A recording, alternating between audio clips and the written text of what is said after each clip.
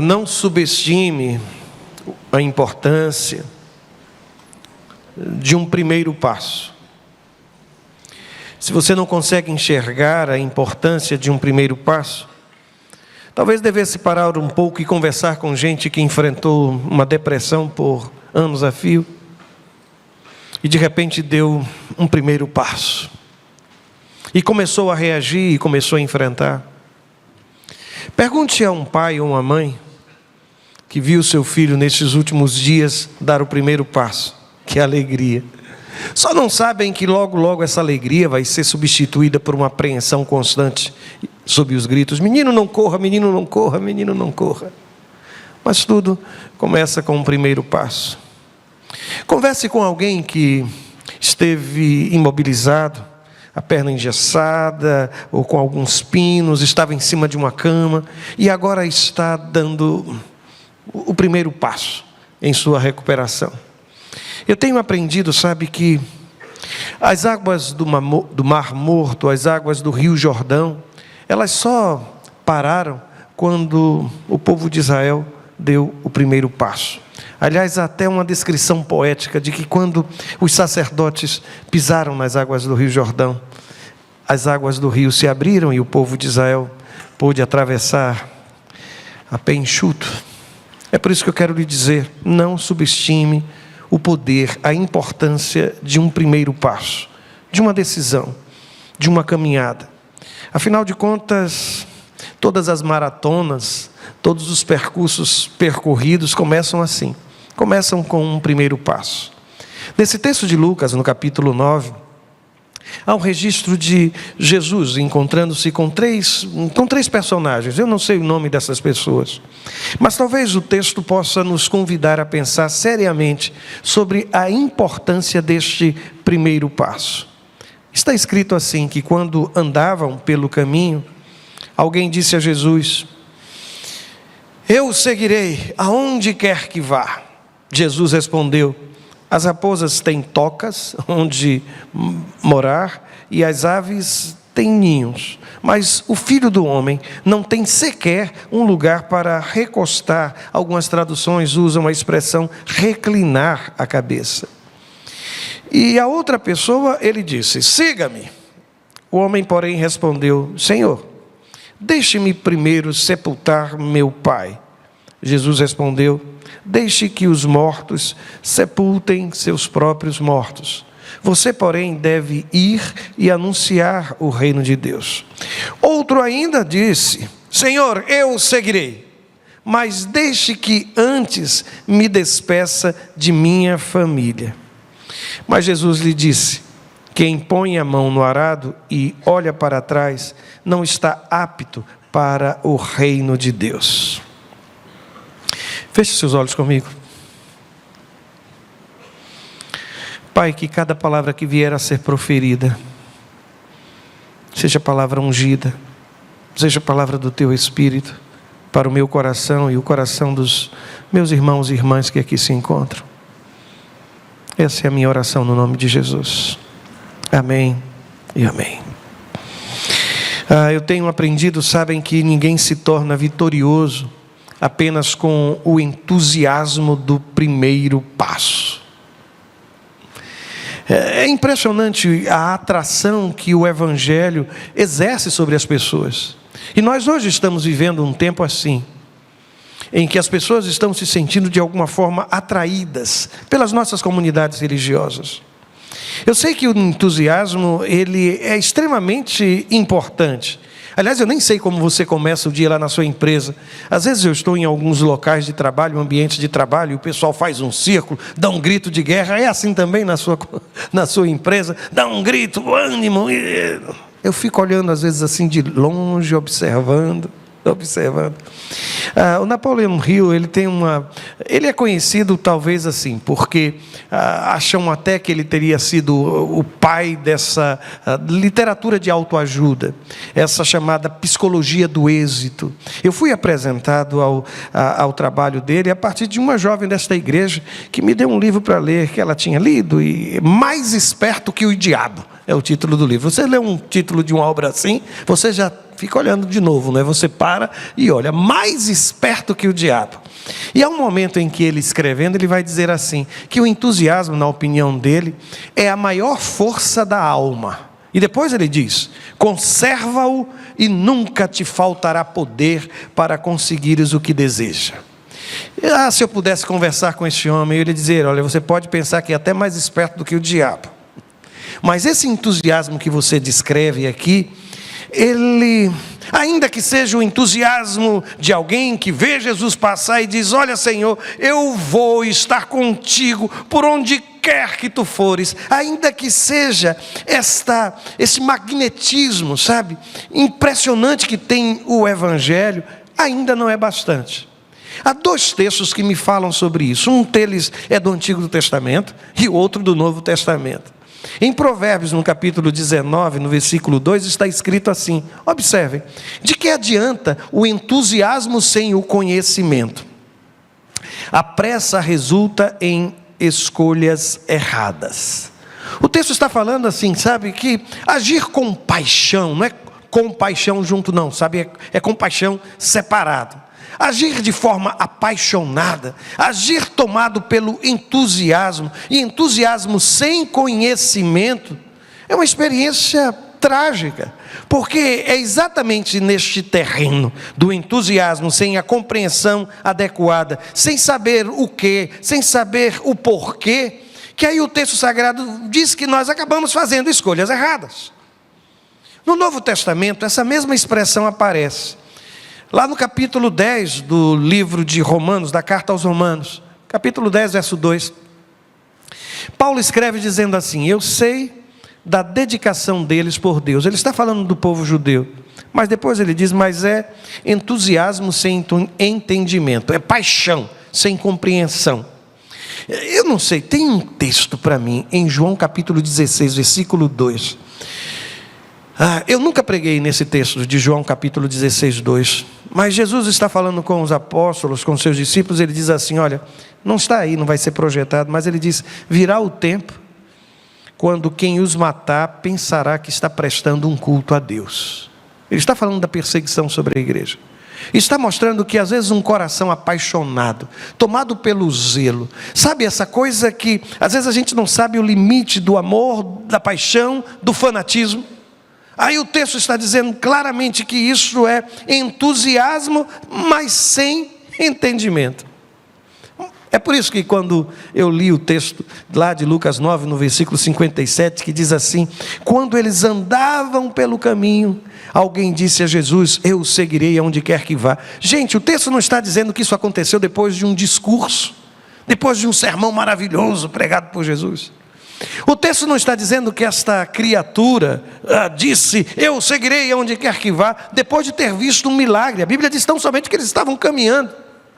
Mas se você estiver com a Bíblia aberta, você vai ver que ele estava passando pela região de Samaria, e os que viam Jesus passar, percebiam que ele estava indo em direção a Jerusalém.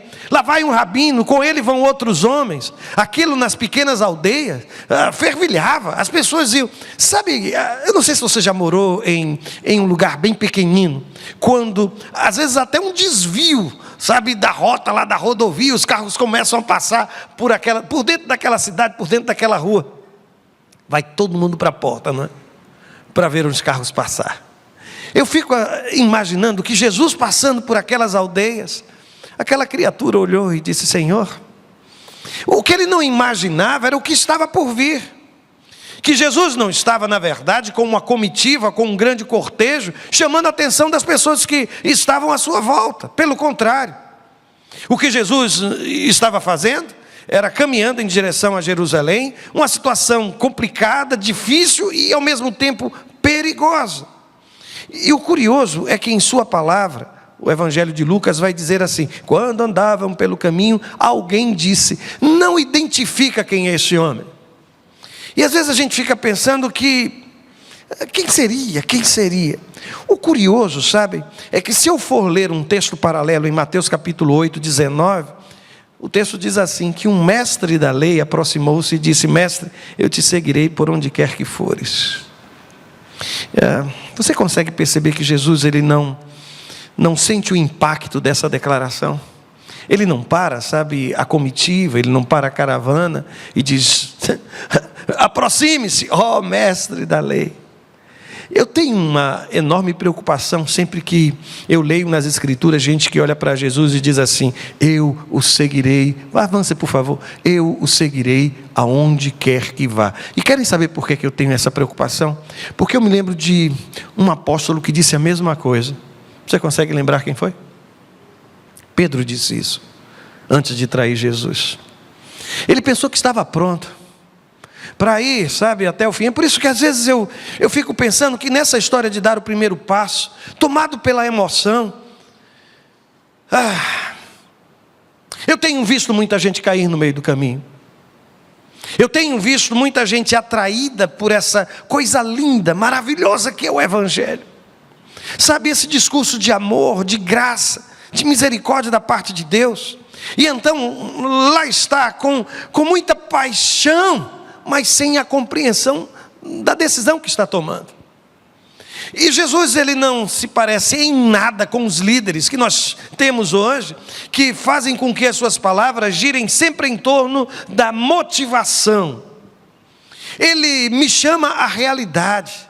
É como se ele estivesse olhando para mim e para você e dissesse: olha, você está dando só um primeiro passo. Apaixonar-se por alguém às vezes acontece quando você nem deseja que algo assim aconteça. Mas continuar amando, continuar apaixonado, é o grande desafio da vida. Sabe, dar o primeiro passo, abrir as portas de sua empresa. Seu sonho desde menino, eu nunca pensei, pastor, em trabalhar com ninguém. Eu que sempre sonhei em ter o meu negócio. Abra as portas. O primeiro passo foi dado. Mas manter-se no mercado, sabe, acordar todos os dias, ser seu próprio patrão, não poder despedir você, que essa é a grande crise, sabe, você não pode fazer isso, é difícil, eu reconheço que é difícil,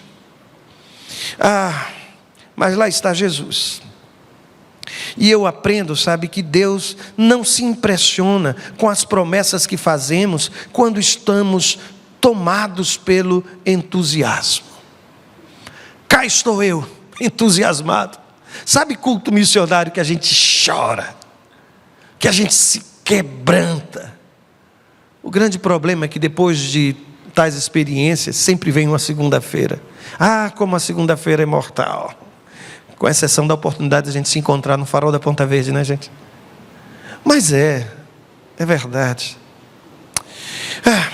Aí Jesus olha para aquele homem e a Bíblia diz assim: Jesus respondeu: as raposas têm tocas onde morar, e as aves têm ninhos, mas o Filho do Homem não tem sequer um lugar para recostar a cabeça. Eu não sei o que é que você entende dessas palavras de Jesus, mas existem pelo menos 3 possibilidades de interpretação. A primeira delas talvez tenha a ver com a ideia de autenticidade. Porque o profeta Ezequiel, no capítulo de número 13, ele identifica os falsos profetas como raposas. E há quem sugira que Jesus está dizendo: olha, o falso profeta tem onde reclinar a cabeça. Mas a fidelidade de um homem de Deus é questionada o tempo todo. Para esta gente, existem aplausos. Mas para os verdadeiros profetas do Senhor, existe a perseguição. Eles serão odiados, eles serão perseguidos. Mentindo dirão todo mal contra estes homens, contra estas pessoas. Talvez seja isso, talvez não. Talvez seja uma palavra de denúncia. Em Lucas, no capítulo 13, 22, Jesus chama Herodes de raposa. Aquela raposa. Talvez ele esteja fazendo uma declaração de natureza política, dizendo: olha, os políticos, tal como Herodes, aquela raposa, tem um palácio para dormir. E às vezes a gente se pergunta: meu Deus, por quê? Porque o ímpio prospera, porque Herodes mora num palácio, e eu estou pagando até hoje a primeira parcela de um financiamento de 30, 40, 50 anos. Por que, meu Deus, eu tenho sido fiel ao Senhor, eu tenho buscado te servir, mas estas raposas têm onde morar, eu não tenho sequer onde reclinar a cabeça. Porém, A gente pode ler essa palavra pensando que Jesus está colocando algumas gotas de realismo naquela criatura que, tomada pelo entusiasmo, disse: Senhor, eu estou pronto para te seguir por onde quer que o Senhor vá. Talvez tenha sido realismo, porque eu fiquei imaginando, há 2 momentos em que Jesus parece reclinar a cabeça e aquilo fica registrado no texto sagrado. Consegue lembrar? Há um momento em que Jesus dorme. Sabe quando? Quando ele está dentro de um barco no meio de uma tempestade. E a Bíblia diz que ele tem um travesseiro, tem uma almofada, onde ele reclina a cabeça. Que lugar, hein, gente, para descansar? No meio de uma tempestade, dentro de um barco. Mas há um outro momento em que a Bíblia diz que Jesus, ele reclinou a cabeça, ele inclinou a cabeça. Querem saber onde foi? Depois de ter dito: está consumado. E ali na cruz ele reclinou a cabeça.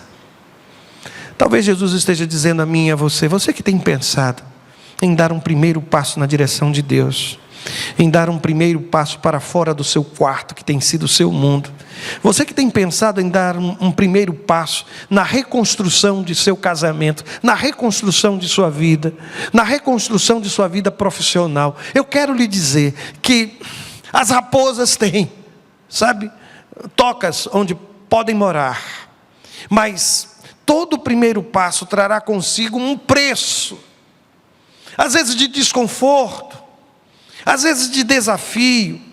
Eu poderia, quem sabe, transformar este púlpito em um balcão de negócios, e olhar para você que está aqui, participando da celebração, talvez até convidado por alguém, e lhe dizer: olha, entregue a Deus, que Ele vai lhe dar em dobro, Ele vai lhe dar em 10 vezes mais. Você que está sofrendo e chorando, que está tendo tantas decepções, eu não vou fazer isso, porque Deus não me chamou para vender, pregar ilusões. A semelhança de Jesus, eu preciso lhe dizer que dar o primeiro passo é somente dar um primeiro passo. Tem muita estrada ainda pela frente. É por isso que todo e qualquer passo na vida deve ser precedido por uma ordem divina, por uma ordem de Deus. E às vezes eu fico a perguntar: são 3 personagens? São. O primeiro, ele não espera nenhuma fala de Jesus, atraído pelo movimento de Jesus, pelos seus seguidores, ele exclama dizendo: mas aí o texto diz que a outra pessoa, Jesus disse o seguinte: siga-me. E o homem, porém, respondeu: Senhor, deixe-me primeiro sepultar meu pai. Alguém pode olhar para isso, sabe, e ficar profundamente incomodado com a insensibilidade de Jesus. Posso lhe dizer, no tempo de Jesus, as pessoas eram sepultadas no mesmo dia que faleciam, imediatamente. As palavras deste rapaz ou deste homem talvez reflitam a história de alguém que percebe ou deseja passar mais tempo ainda, que quer ficar ao lado da família de alguma forma por um longo tempo. Eu vou dizer isso de uma forma diferente. Não faça de sua família, ou não use a sua família para justificar a sua distância de Deus. Quer que eu seja mais claro? Eu vou colocar em situações específicas, posso? Pastor, meus filhos ainda são muito pequenos. O senhor imagina o trabalho que dá sair com crianças? Gente, eu também carreguei sacolas, bolsas, fraldas. Eu também, sabe, já fui alvo, sabe, dos filhos que estão todos arrumadinhos e de repente, sabe aquela coisa que escorre e bagunça tudo? E a vontade que a gente tem o que é: não vou mais. Sabe, você chegar, e pastor, tem uma coisa curiosa, quando eles eram menores, a gente só sabia quando chegavam na igreja. Depois, na hora de procurar para sair, ele está no abraço de quem? Ela está com quem? A gente saía catando na igreja para ver onde eles estavam. O que eu quero lhe dizer é que a gente às vezes se esconde por trás de uma relação familiar, como se família atrapalhasse ministério. como se família fosse peso para servir a Deus, como se filhos, como se casamento, como se cuidar da casa, cuidar disso, cuidar daquilo, trabalhar para sustentar, impedisse, sabe, a minha comunhão com Deus. Eu vou lhe dizer, a sua família nunca foi e nunca será obstáculo na sua comunhão com Deus. Pelo contrário, ela precisará ser a motivação. É você olhar para o rosto dos seus meninos pequeninos e dizer: é por isso mesmo, porque eles estão pequeninos, que eu quero que eles já se acostumem com a caminhada de fé. Sabe, você chega no berçário, menino não quer entrar, vai dar trabalho. Quando a gente chega na escola, eu já acompanhei situações em que quem mais chorava era a mãe. E a menina fazia assim, tchau, e a mãe entrava em crise. Pior ainda, é na hora de buscar e a criança sem querer sair da escola. Sem querer sair da escola. A gente não desiste, a gente insiste, a gente conversa, a gente explica. Mas em igreja, a gente recua e diz: não, olha, venha com suas bolsas, com seus carrinhos, sabe, com as suas mochilas. Esqueci coisa, pega de uma outra criancinha, de uma outra família emprestada, me empresta aí para eu pentear o cabelo, para fazer isso, eu não trouxe, precisa dar um banho, tem uma fralda aqui.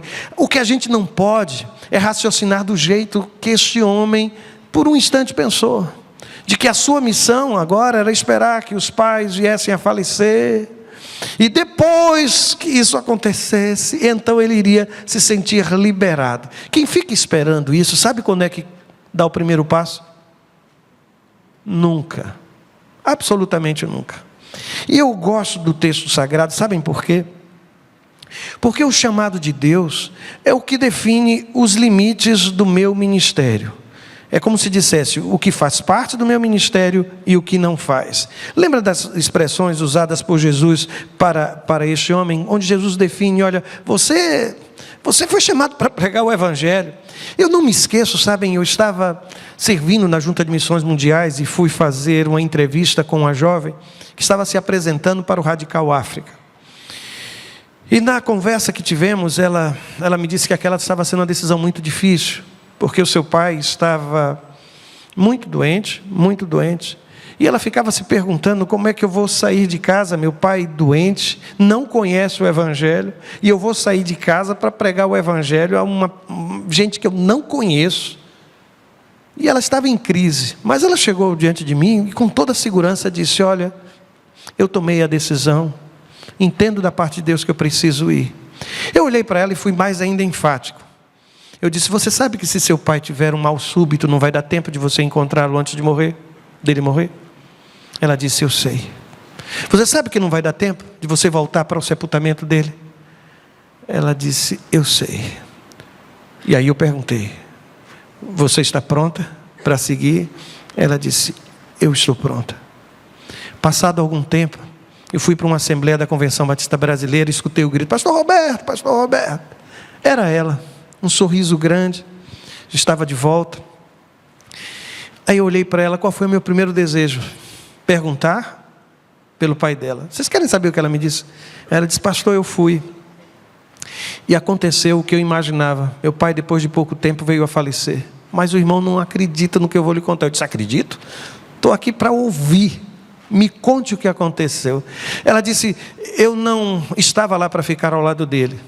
E aí chamaram uma senhora para cuidar, só que ela era evangélica. Sabe dessas criaturas que passam 24 horas cantando dentro da nossa casa? Louvores e falando. E aquela mulher conseguiu fazer com ele o que ele não me dava permissão, que era falar de Jesus. E ele foi evangelizado 24 horas por dia, 24 horas por dia. E sabe o que é que aconteceu, pastor? Eu digo: vai, fala.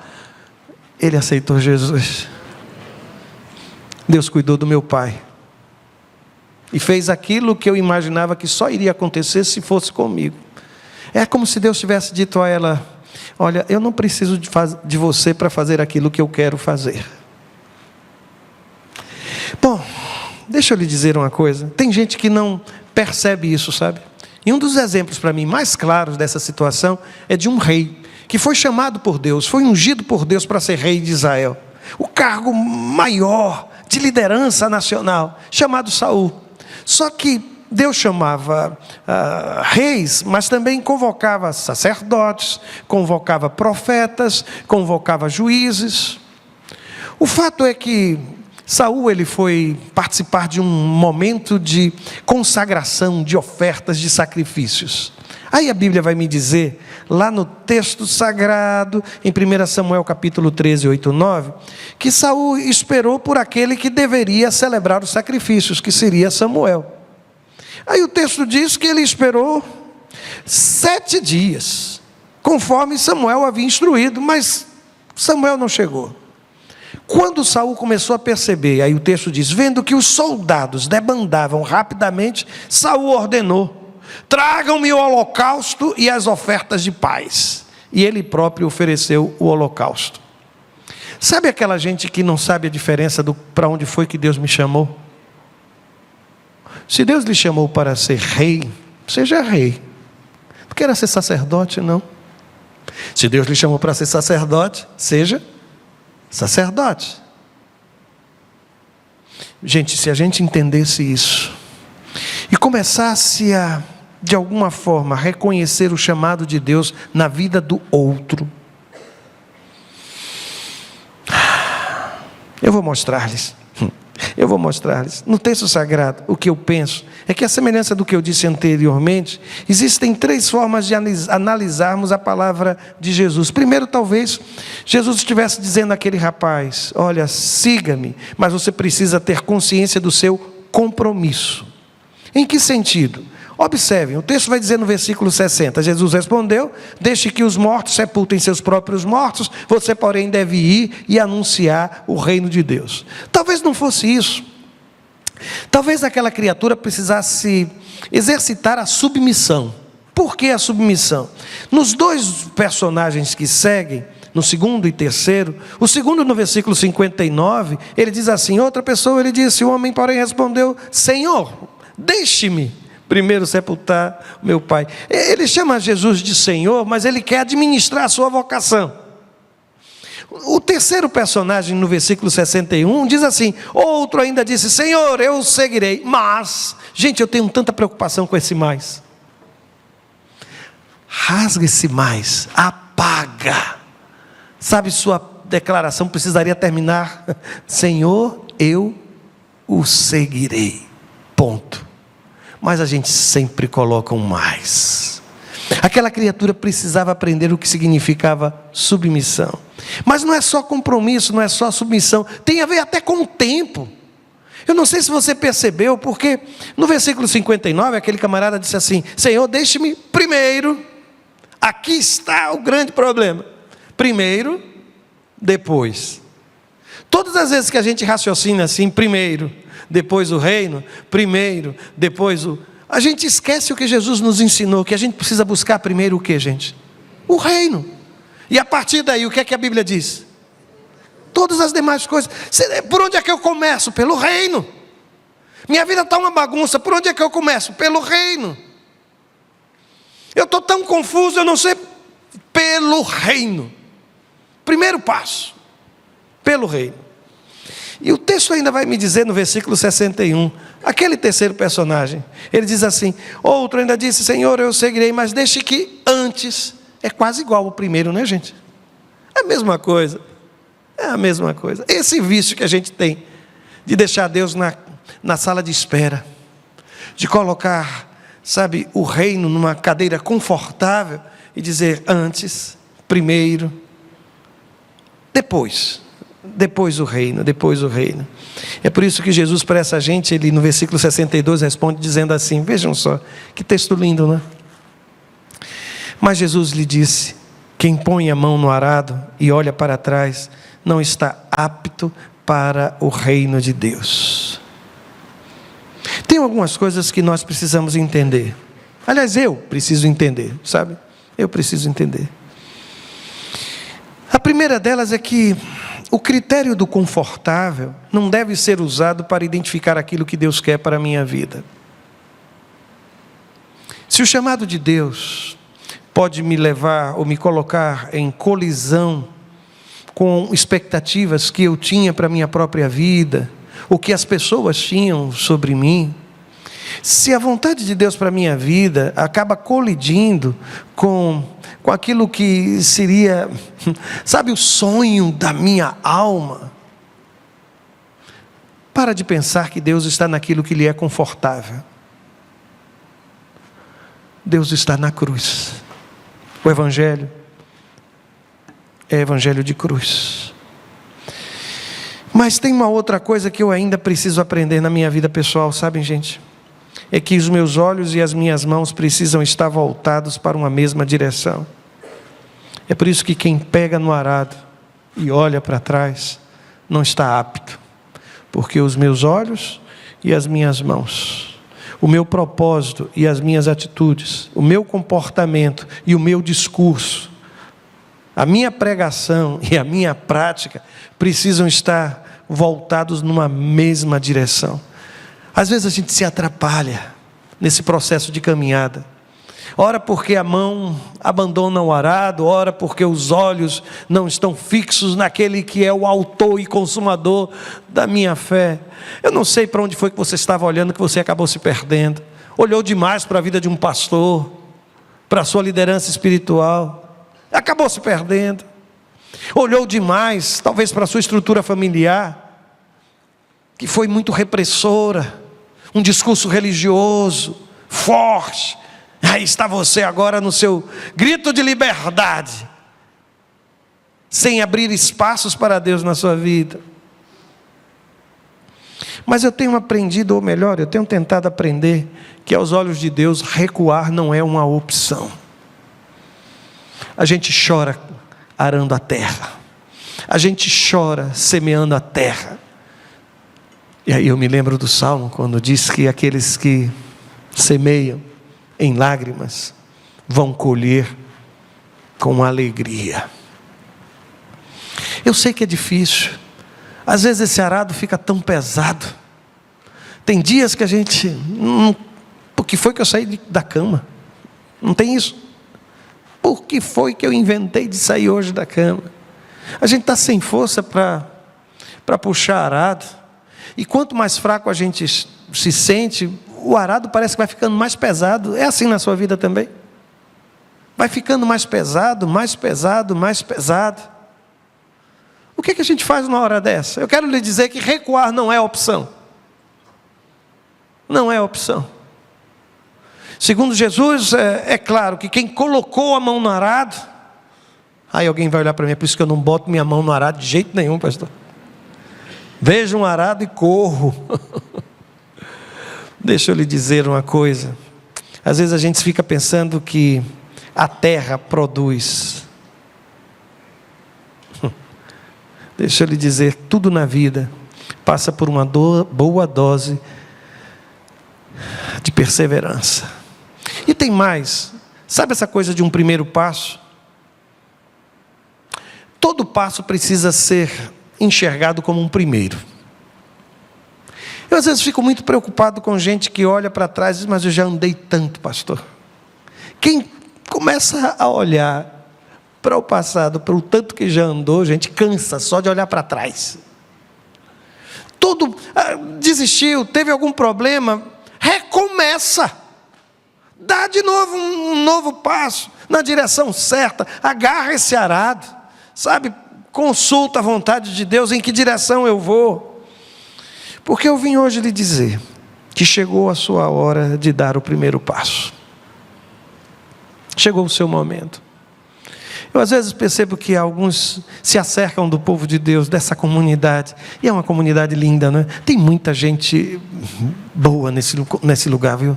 Tem alguns que, mas tem muita gente boa. Tem muita gente boa, gente linda da gente conhecer, gente de vida de oração, gente de testemunho maravilhoso, gente que abençoa a gente. Aí deixa eu só lhe dizer, não dê espaço ao entusiasmo, sabe, ao arroubo, não. Eu vou lhe dizer que também tem muita dificuldade. Tem muita dificuldade. Tem algumas pessoas que não são tão fáceis de serem amadas. A começar de mim, a começar dos pastores. A começar dos pastores. Mas o que eu quero lhe dizer é que Deus está lhe convidando a dar um primeiro passo. na direção dele, na direção da graça. Sabe, uma das coisas que eu acho interessante é que quando a gente vai ensinar os nossos filhos a andar, você já percebeu que, eu não sei onde foi que a gente entendeu que deveria ser assim, todo pai e toda mãe se abaixa, não é assim? E aí faz o quê para o menino começar a andar? Bate palma e faz o quê? Abre os braços. Por que a gente faz isso, hein?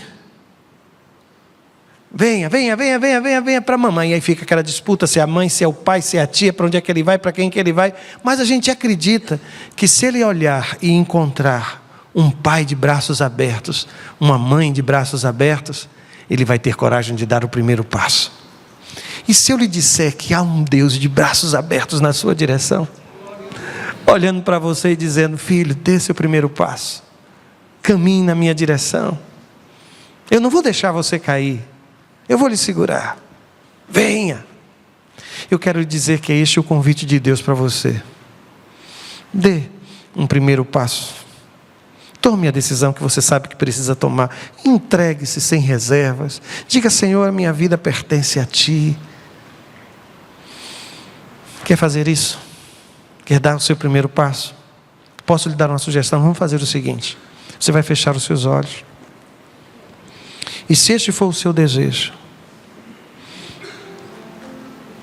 eu quero lhe dizer, há um Deus de braços abertos, dizendo a você: vinde a mim, todos vós que estáis cansados e oprimidos, e eu vos aliviarei.